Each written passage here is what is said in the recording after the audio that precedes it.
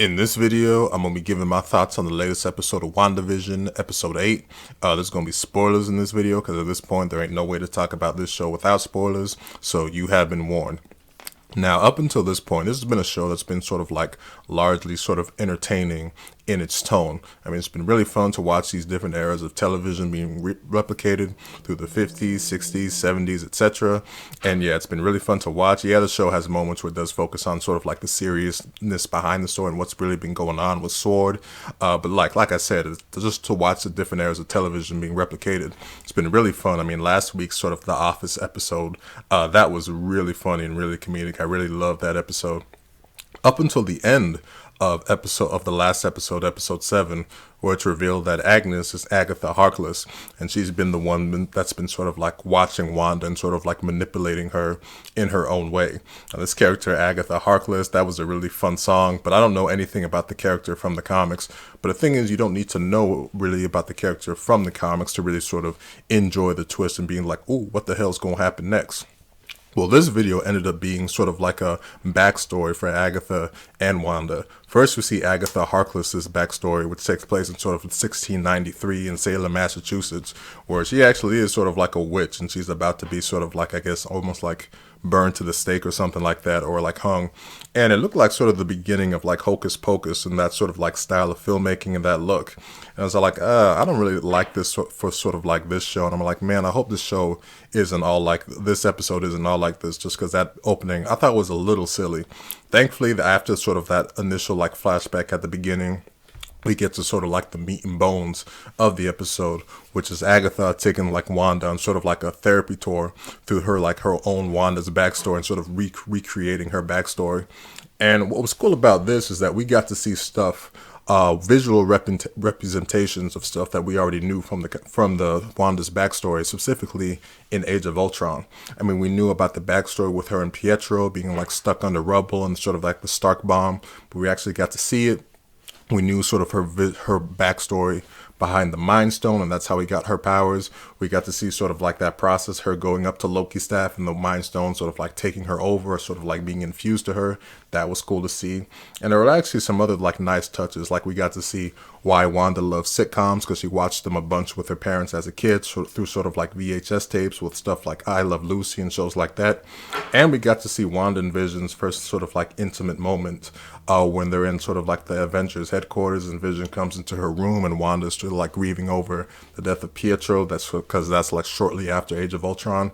That was really cool to see. It was also cool to see sort of like the evolution of Wanda's hair, because it started off black when she was a kid and it was black in sort of Age of Ultron, but slowly you just get to see it go from sort of like black to blackish red, and then by the time you get to modern day it's like it's orange now. So that was cool to see.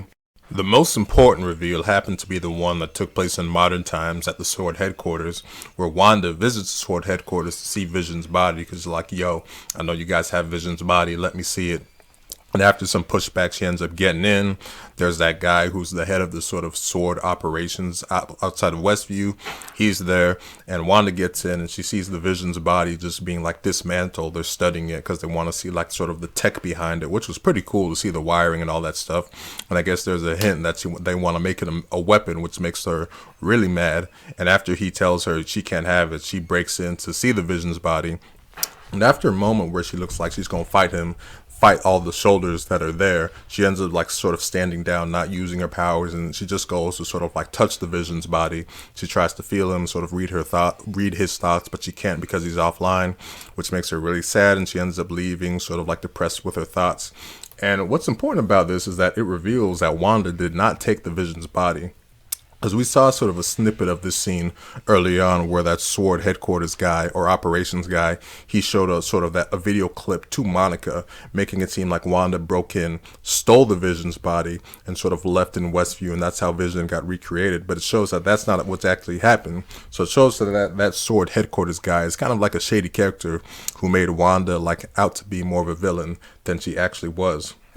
So after this scene, we see that Wanda, what she did afterwards is that she drives down to Westview, because that's where Vision and her made plans to sort of like build a house and live or something like that. And after this moment where she sort of goes to that spot, she just gets all this rage. She ends up letting out all this rage within her, which ends up like transforming Westview into sort of like the recreation of a town from the 1950s and sort of like a sitcom era. And she sort of recreates Vision from scratch. We see Vision just being like recreated like intricately, sort of like the wiring and stuff like that, into sort of like a new, I guess, sort of almost physical manifestation.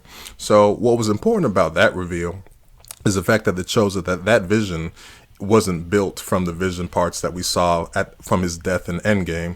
That this Vision is completely made from scratch, which makes sense and shows why he couldn't leave the barrier when he tried to, in from the episode 6, I believe, where he tried to leave and he just couldn't, because if he left he would be like dismantled. So it shows that Vision is a Vision that's like purely from scratch and not the real Vision. So that was a really cool reveal to see. And overall, just these flashbacks were great to see, sort of like behind the scenes of what was actually happening. I like this kind of storytelling where things start off as a mystery and then slowly but surely they get revealed to be like, oh, okay, that's what's really going on. So overall, this was a really cool episode with its story insights, the reveals. By the end, we see that Agatha sort of has like, okay, now I know like what you have, and like now you're gonna like actually, I guess she wants her to like work for her or something like that, or sort of like reveal her true power, and she's still holding her kids hostage. Which, by the way, I'm gonna assume that those kids aren't real either, because it's like, well, if she can make a Vision from scratch, I guess she made those kids from scratch, which would make sense, because why the hell would they be able to like age and like go from like being a baby to like being like ages like 10 or something like that within like no time at all. So I'm guessing that's the reveal there.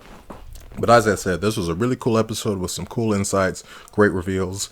Yeah, the hocus pocus stuff at the beginning of the episode was a little silly, but it sort of rebounded it to be like sort of like a cool emotional episode that revealed some important backstory. So I would give it a 9 out of 10. This was a cool episode.